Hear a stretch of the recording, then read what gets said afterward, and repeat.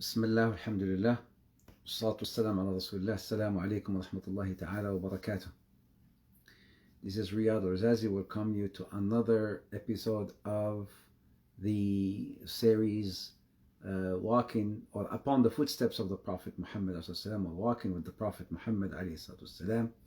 This is episode number 45. This is episode number 45. 45 lectures just talking about not the seerah as we've been saying, but the talking about the life of the Prophet, talking about him as a person, talking about him as a leader, as a husband, as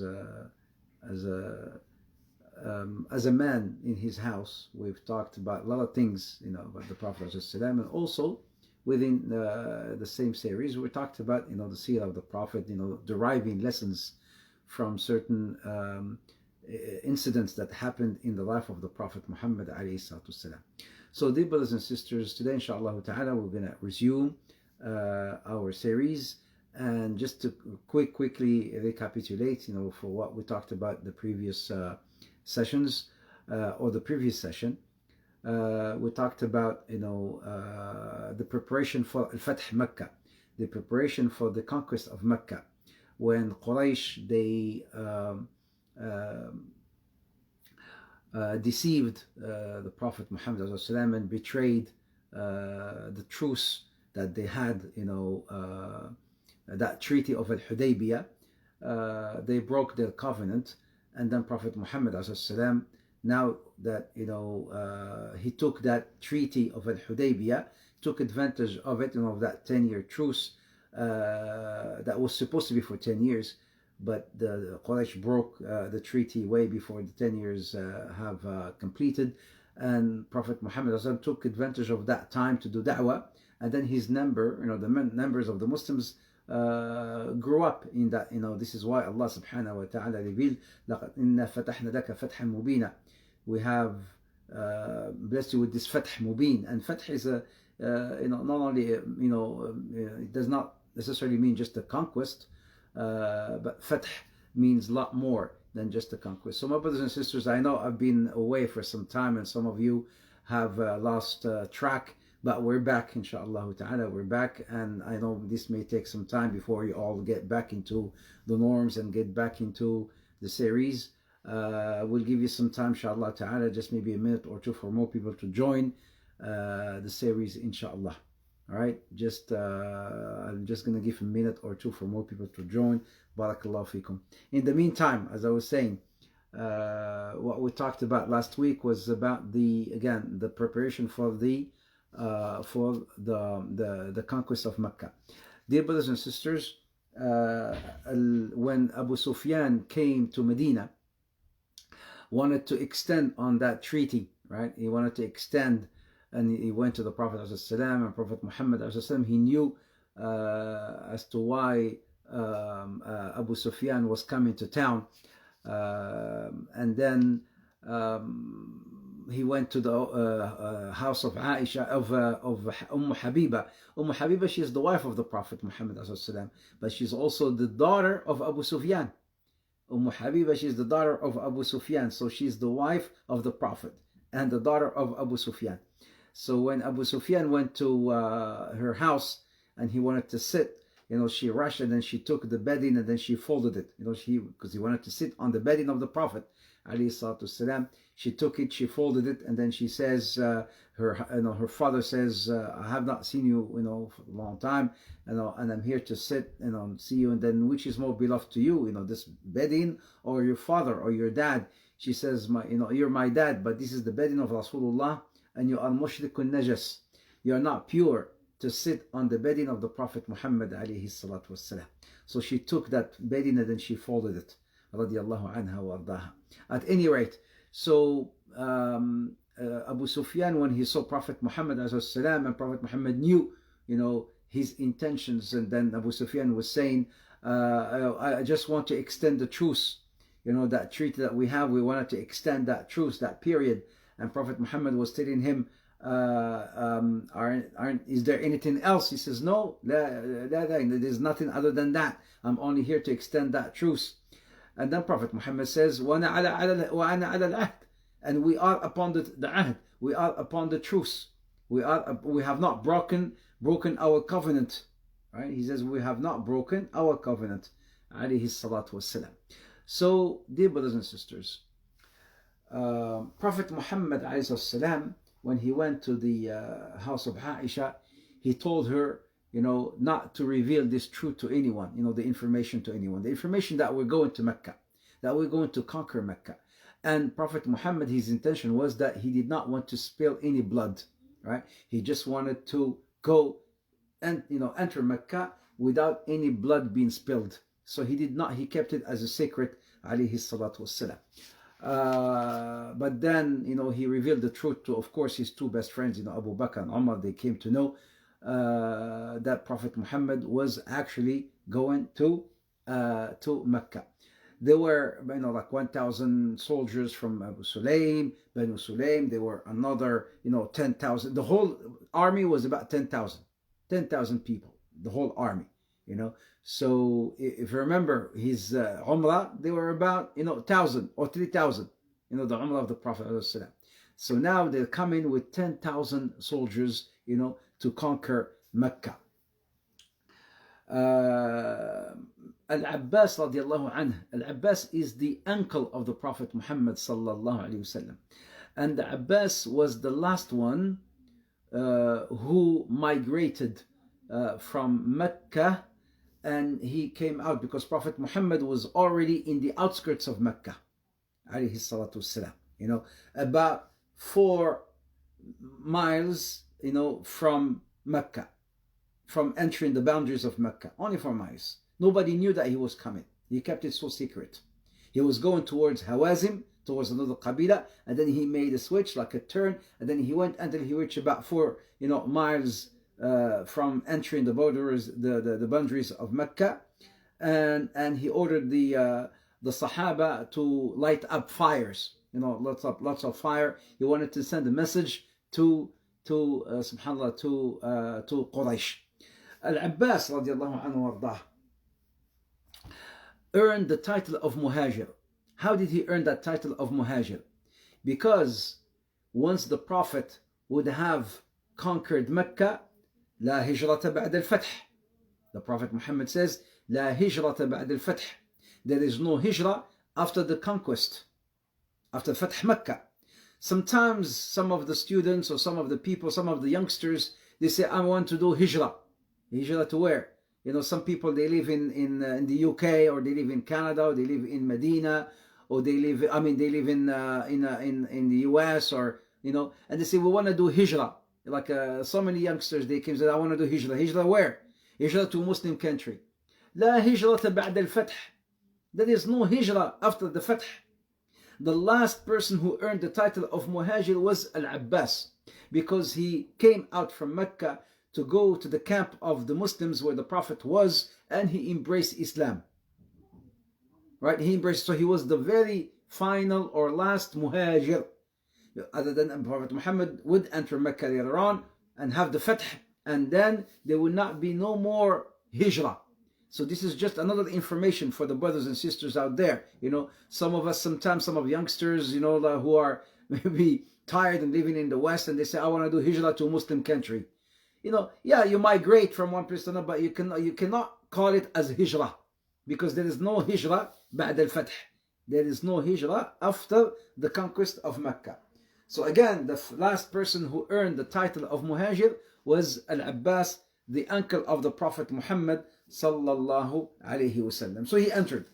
And then Prophet Muhammad alayhi salatu wasalam, as Ibn Abbas was, or as Al-Abbas was close to Abu Sufyan. He was close to Abu Sufyan. So he told Prophet Muhammad told Al-Abbas, his uncle, get Abu Sufyan. Get him to see this.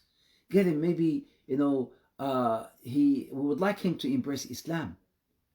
Prophet Muhammad was really hoping and wishing for Abu Sufyan to become a Muslim. So Al-Abbas went to Abu Sufyan and he tried to convince him, come, look at Islam, look at the Muslims, you have no other choice, you have no other options. And khalas, Prophet Muhammad is entering Mecca. He's entering Mecca. Abu Sufyan came with Al-Abbas to see the Prophet Muhammad at night. There were so many fires in the camp of the Prophet Muhammad. Imagine from Mecca you could see that fire, this camp, like there's so many fires out there. The Sahaba were sitting, and lighting up people who want to do like some barbecue and whatnot. They lit up some fire, so they were just having a little fire here and there, sending a message to Quraysh, we're here and we're coming. When Umar saw Abu Sufyan coming, he wanted to kill him, because Prophet Muhammad, he says, he wasn't a Muslim. So Umar, he saw Abu Sufyan and what he caused to the Muslims in Islam, and he wanted to kill him. And then Al-Abbas kept saying, he was dragging him to go to meet the Prophet Muhammad quickly and to rush and to become, to embrace Islam. And then until he entered, the tent of the Prophet Muhammad alayhi salatu wasalam. Prophet Muhammad saw Abu Sufyan, and he says, "Aghadartum ya Abu Sufyan? Did you break the treaty, O Abu Sufyan? You betrayed us. We had a truce. We had truce between you and I, between the Muslims and Quraysh. We had a truce. How come did you break that covenant? And you came to Medina wanting to, extend the truce, although you could have come and then, and admitted of you breaking the treaty. You were lying. So you came to Medina expecting me to believe you that you wanted to extend the truce, although I knew that you have betrayed, the treaty, and you have broken that treaty. Tallahi laqad atharaka Allahu alayna. He said just like the sons of Yaqub, Tallah laqad atharaka Allahu alayna. When the sons of Yaqub, the brothers of Yusuf alayhi salam, when they went back to their father and they said that you've been so patient, Naam, we have caused you so much hardship and grief, but you've been blessed with so much patience. So Abu Sufyan, said to the Prophet Muhammad that he wanted to, Ya Abu Sufyan, atashhadu an la ilaha illallah? Prophet Muhammad asked him, do you believe that there is no God worthy of worship but Allah? قال والله يا محمد ما أحلمك ما أصبرك ما أوفاك. O Muhammad, by Allah, you showed so much patience and forbearance. And if there was any good in these gods that we were worshipping, we wouldn't be where we are today. Now Abu Sufyan is admitting, if there is any good in these gods, in these idols that we are worshipping, we would not be where we are. So he admitted that there is no God worthy of worship but Allah. أفتشهد? Do you believe that there is no God worthy of worship? Yes, I do. Do you believe, do you testify that I am Rasulullah? That I am Rasulullah? قال أما هذه ففي النفس منها شك. With regard to this, my nafs still has some doubt. Allah, Umar put up his sword. Let me, Ya Rasulullah, let me chop off his head. If his head still has doubt, let me chop off that head. And Umar ibn al-Khattab, this is how it is. Umar ibn al-Khattab, he talks with the sword. This man, he sees everything. He has all the evidence. He sees everything, yet he claims that, Naam, I bear witness that there is no God worthy of worship but Allah, but I have some doubts that Muhammad is Rasulullah. Well, Umar says, if you still have doubts in your head, let me chop off that head and clear your doubts. Let me chop off that head and clear your doubts. But for him to believe, he has to testify that there is no God, la ilaha illallah, no God worthy of worship but Allah, and that Muhammad is Rasulullah sallallahu alayhi wasallam, that Muhammad is the Prophet of Allah sallallahu alayhi wasallam. Prophet Muhammad, Al-Abbas told Prophet Muhammad, Ya Rasulullah, Abu Sufyan is a man of honor, and he likes honor, he likes prestige, give him something. And Prophet Muhammad used to do that with the al-mu'allafati qulubuhum, those who are new to Islam, those newly, Muslims. He would give them gifts and try to, mend their hearts and try to attract them towards Islam. And one of those in the beginning was Abu Sufyan. Although he embraced Islam, but he still had doubts. He still was not totally, fully convinced. Al-Abbas, he came and he embraced Islam before the Muslims camped. That's why he earned the title of Muhajir. But once the Muslims entered, khalas, Abu Sufyan came, embraced Islam, but he did not earn the title of Muhajir. The last Muhajir was Al-Abbas. So Prophet Muhammad ﷺ, Al-Abbas, when he embraced Islam, he was fully convinced. Unlike who? Unlike Abu Sufyan, and there's few others you will see. So Prophet Muhammad told Al-Abbas, and he told Abu Sufyan, okay, as we are going to enter, and conquer Mecca tomorrow, whoever is, and whoever enters the house of Abu Sufyan, فهو آمن. He's amin. He's safe. We don't want to spare, to spare any blood. If anybody tries to confront us, we will fight them. We'll kill them. So have people out, have people to be away, have people to be in their homes. Whoever enters the house of Abu Sufyan, فهو آمن. He is safe. But all Quraysh, how can they all enter in the house of Abu Sufyan? So the Prophet says, whoever remains at home, he is safe. He is safe. Don't face us. Don't confront us. Don't come and fight us. Prophet Muhammad wanted to conquer, Mecca with no blood being shed. Alayhi salatu wassalam. And then the next day came in this beautiful, this amazing, huge army entering Mecca in such a very, beautiful order that kept Quraysh were looking from far in awe. They were, here is this Qabila, but Qabila, the Prophet was giving, flags to each Qabila. Qabilat al-Ashja', Qabilat al-Ghifar, this, Katibat al-Muhajirin, Katibat al-Ansar. Each had their own flag, and each they were coming, like numbers of soldiers, one at a time, one group at a time. And then at the end was the Katibat al-Muhajirin, the group of the Muhajirin, all, wearing these armors. And Abu Sufyan was watching. And Al-Abbas was with him, telling him, this is Qabilat so-and-so, this is Qabilat so-and-so, this is Qabilat so-and-so. And then Abu Sufyan at the end, he saw this group of soldiers all wearing armors, and you can't see not even their faces. Who are these? Oh, Abbas, who are these? He said, this is the Qabilat, this is the Muhajirin, those who migrated to Mecca. This is Fath. They came, they entered. Allahu Akbar, Allahu Akbar, Allahu Akbar, La ilaha illallah, Allahu Akbar, walillahi alhamd. Prophet Muhammad gave an order. He says, don't kill no one. Don't spill no blood, except 10 if you were to find them, even if they were hanging into the cloth of the Kaaba, kill them. Who are them? Ikrimah, who will eventually become a Muslim.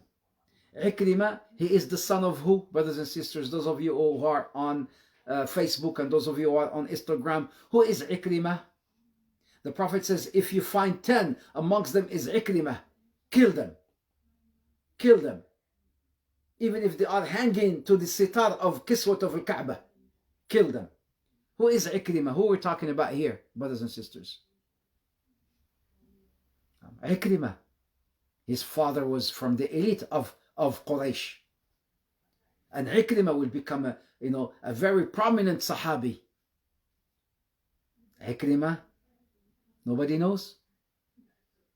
Ikrimah, the son of Abu Jahl. Amr bin Hisham, Abu Jahl, the Fir'aun of the Ummah. the son of Abu Jahl, Ikrimah ibn Abu Jahl. The Prophet says, if you see, he betrayed. Safwan betrayed. Hind, the wife of Abu Sufyan, also she will become a Muslimah. Abdullah ibn Sa'd ibn Abi Sarh. So the Prophet gave about 10 names. Well, he gave 10 names. If you were to find them, kill them. Amongst them was Hind, the wife of Abu Sufyan and the one who killed Hamza. The Prophet did not forget about Hamza. He did not forget about his uncle. If you find her, kill her. As the Prophet was entering and he came towards the Kaaba, and then an old man was coming along with Abu Bakr. An old man was coming along with Abu Bakr. And then Prophet Muhammad wondered, who is this man, this old man? Abu Bakr said, Ya Rasulullah, this is Abu Quhafa. This is my father. He's coming. I brought him to embrace Islam.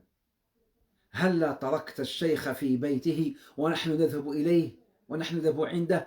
Ya Abu Bakr, why would you bring this man? Why would you drag this old man? Had you told us, we would have just gone to him. He's an old man. Why are you dragging him? Why are you bringing him here? You tell us and we'll go to him, ya Abu Bakr. هو أحق أن يؤتى إليك يا رسول الله. No, يا رسول الله. هو أحق أن يؤتى إليك أو أن يأتي إليك. No. He is the one who's supposed to come to you to embrace Islam. He is my dad. He is my dad, yes, and he's old man. But you're Rasulullah. You are Rasulullah. As we have come to give you the bay'ah and bring him alone to give you the oath of allegiance and to embrace Islam, Ya Rasulullah. And then as Prophet Muhammad entered the Kaaba, he came. He wanted to enter the Kaaba. But outside of the Kaaba, there were some idols. And Prophet Muhammad was, destroying those idols, saying, وَقُلْ جَاءَ الْحَقُّ وَزَهَقَ الْبَاطِلِ إِنَّ الْبَاطِلَ كَانَ زَهُوقًا وَقُلْ جَاءَ الْحَقُّ وَزَهَقَ الْبَاطِلِ. And say that the truth has come and falsehood have disappeared. Khalas, there was no more falsehood. Falsehoods have been terminated. إِنَّ الْبَاطِلَ كَانَ زَهُوقًا. Falsehood will never win. Falsehood. So when you have al-haq, the truth, with falsehood, who shall overcome? Of course, the haq will overcome the falsehood. So the Prophet Muhammad ﷺ, as he was coming and those idols outside of the Kaaba, he was just touching them and then they were breaking, saying, وَقُلْ جَاءَ الْحَقُّ وَزَهَقَ الْبَاطِلِ إِنَّ الْبَاطِلَ كَانَ زَهُوقًا. And then Bilal, he goes up in the Kaaba. He climbs up in the Kaaba, in the roof of the Kaaba. Radiallahu anhu wardah. 20 years after he embraced Islam. 20 years. Bilal, radiallahu anhu, climbed up into the roof and he made dua and he made adhan. Allahu Akbar, Allahu Akbar, Allahu Akbar, Allahu Akbar. Ashhadu an la ilaha illallah. Kaaba now, Makkah hears Ashhadu an la ilaha illallah. Ashhadu an la ilaha illallah.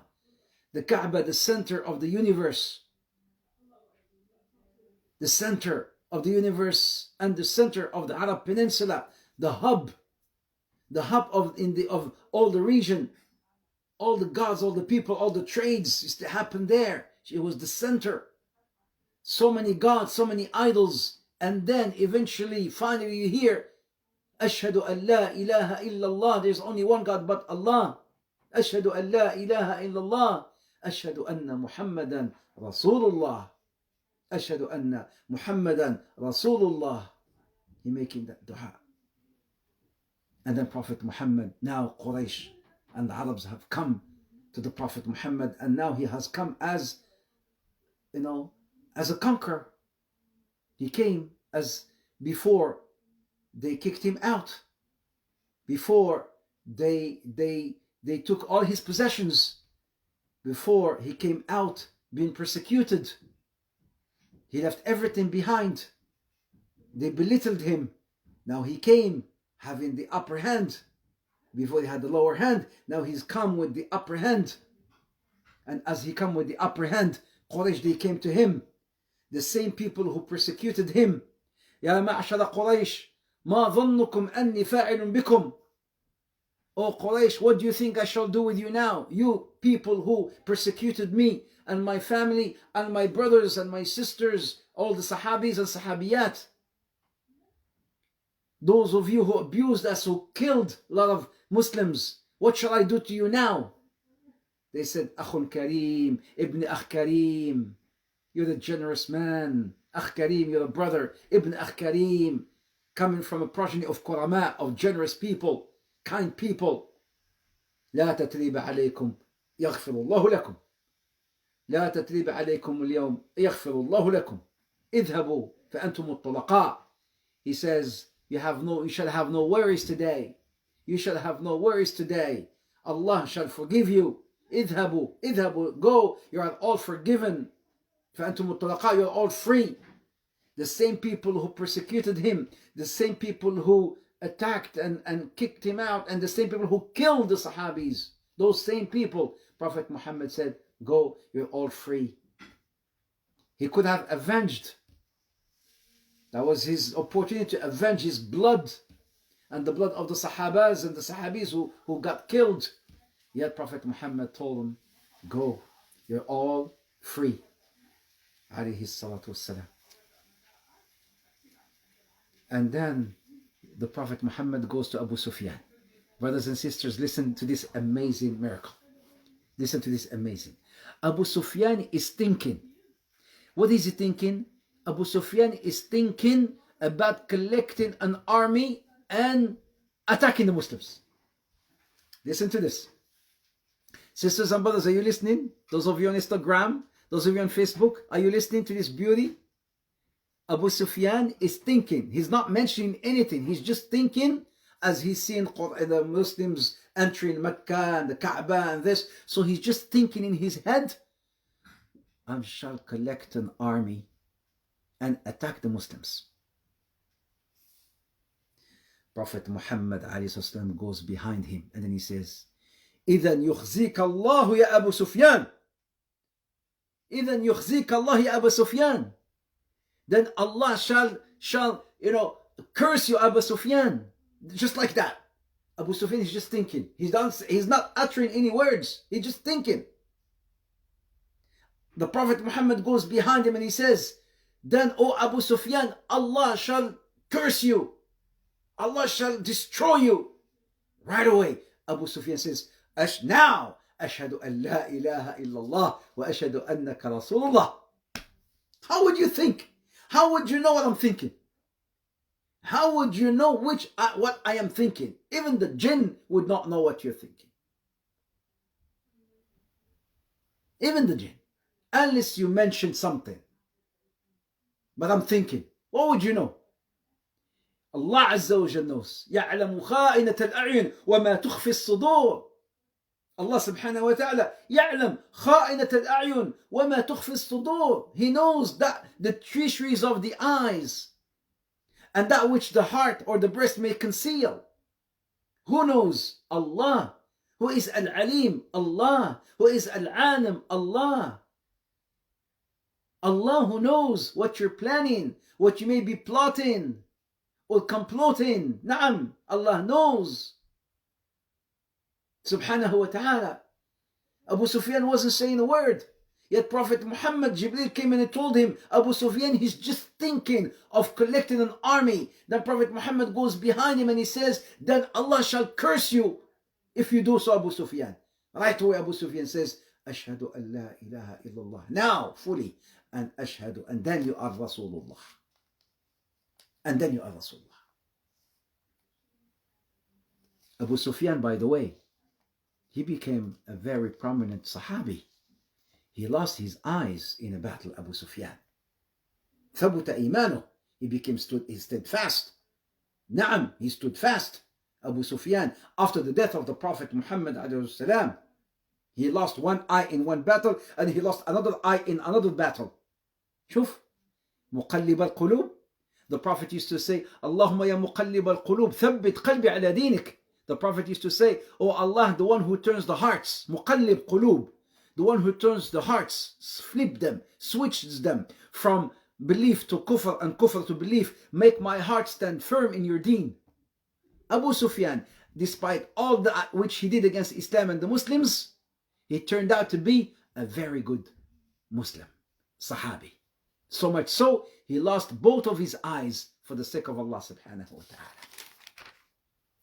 And then there was this man, this boy. Prophet Muhammad is making tawaf. Prophet Muhammad is making tawaf. And then there was this man holding a knife. There were still some hypocrites. There were still some people whose Islam has not really fully entered their hearts. So he's carrying a knife but hiding it. He's hiding it. What does he want to do with the knife? He wants to assassinate Prophet Muhammad sallallahu alaihi wasallam. He wanted to assassinate the Prophet Muhammad. So Prophet Muhammad saw him. Just saw him.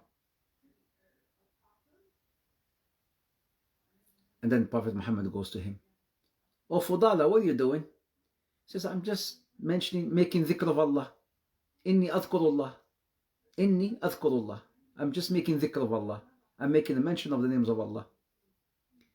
Then Prophet Muhammad tells him, "Ittaqillaha ya Fudala.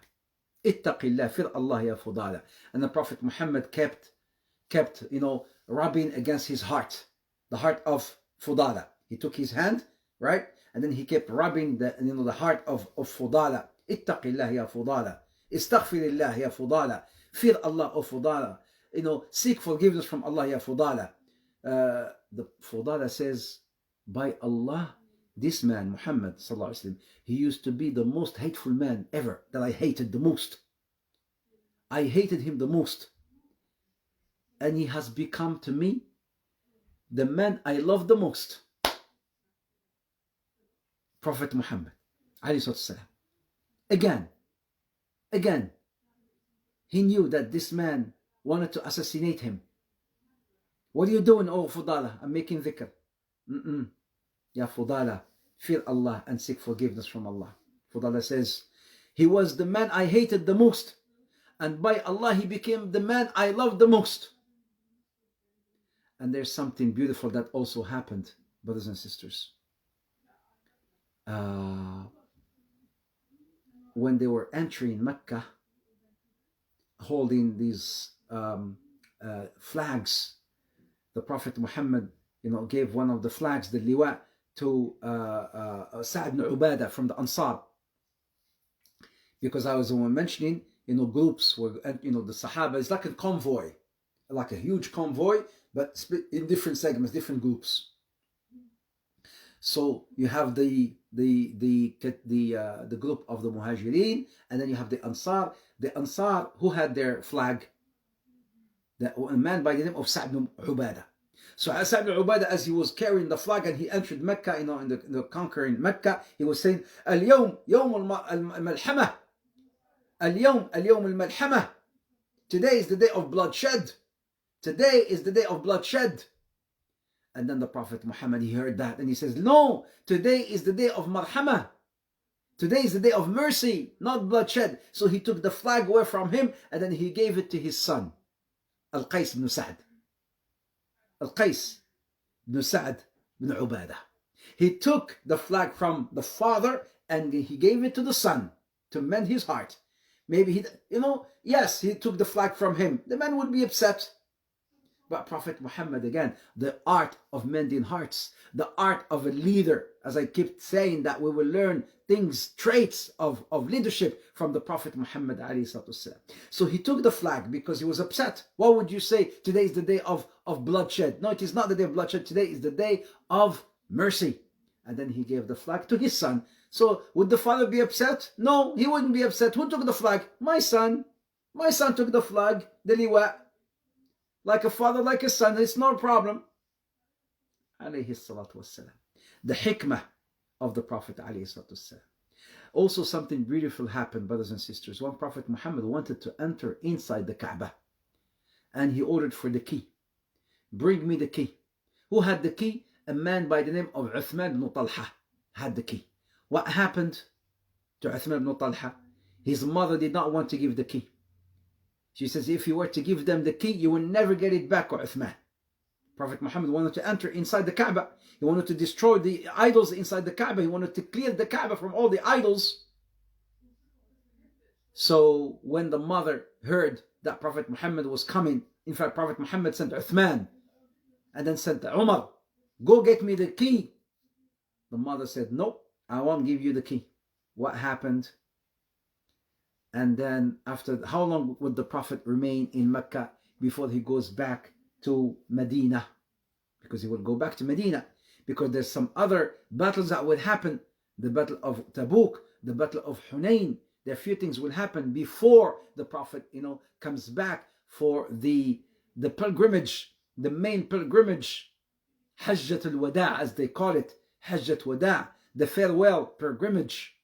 How long would that be? Between the time where the Prophet Muhammad conquered Mecca and the time where the Prophet Muhammad will come back to Mecca again, sallallahu alaihi wasallam.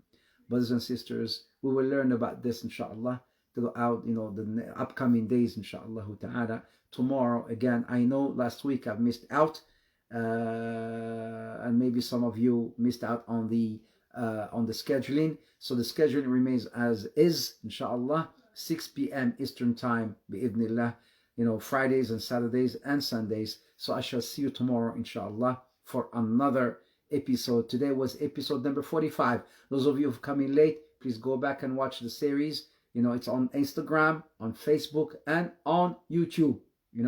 Other than that, I shall see you tomorrow, inshallah ta'ala. May Allah bless you. May Allah reward you. Jazakumullah khair. It was again pleasure and an honor, being with all of you again. May Allah Azza wa Jal grant you tawfiq, success in this life and the life of the hereafter. This is Riad Ouarzazi saying, Barakallahu fikum. Wassalamu alaikum wa rahmatullahi ta'ala wa barakatuh. Assalamu alaikum wa rahmatullahi. Assalamu alaikum Facebook. Assalamu alaikum Instagram.